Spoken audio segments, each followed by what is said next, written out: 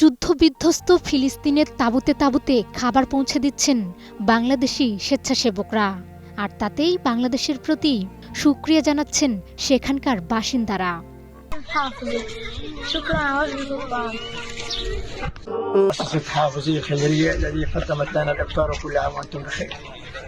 شكرا حافظي شكرا من الله شكرا حافظي الخيرية। Israeli হামলার শুরু থেকেই ফিলিস্তিনের এই অভুক্ত মানুষদের পাশে সাধ্যমতো দাঁড়ানোর চেষ্টা করে আসছে বাংলাদেশের কয়েকটি সমাজসেবী সংস্থা।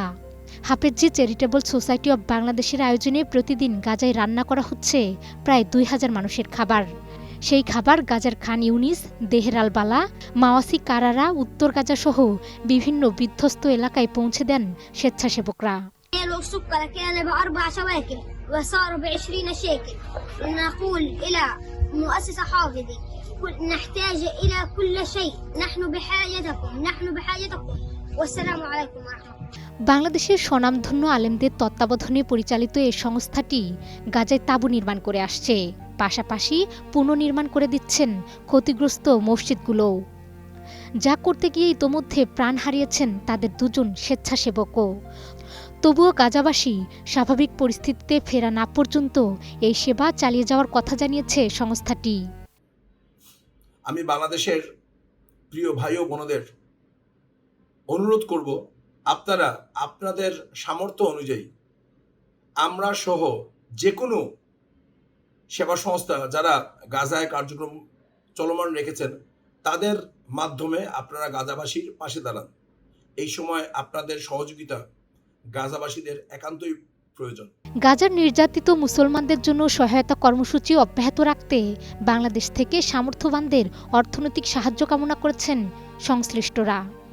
আল্লাহ যেন বিশেষ করে ফিলিস্তিনের যে মুসলমান তাদের উপরে যে নির্মমভাবে হত্যাযজ্ঞ এবং তাদের ঘরবাড়ি ছাড়া, এমনকি তাদের খানা পানি পর্যন্ত তারা পাচ্ছে না, এ ব্যাপারে আমরা আমাদের সাধ্য অনুযায়ী, শক্তি অনুযায়ী সর্ব ব্যাপারে আমরা যেন তাদের সহযোগিতা থাকতে পারি, এইটা আমি সকলের কাছে অনুরোধ করছি।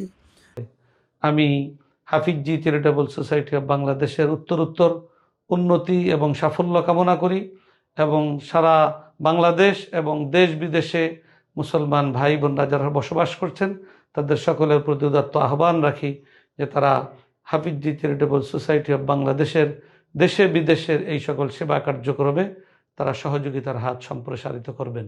Hafezi charitable society of Bangladesh একটি অরাজনৈতিক ও অলাভজনক সেবা সংস্থা। ঢাকা মহানগরের পীর সাহেব মুফতি জাফর আহমেদ, বিভাগ বোর্ডের মহাসচিব মাওলানা মাহফুজুল হক, হেফাজতের নেতা মাওলানা মামুনুল হক ও ডক্টর এনায়েতুল্লাহ আব্বাসী সহ দেশের শীর্ষ আলেমরা এই সংস্থার নেতৃত্ব দিচ্ছেন। Desk report, 21 television.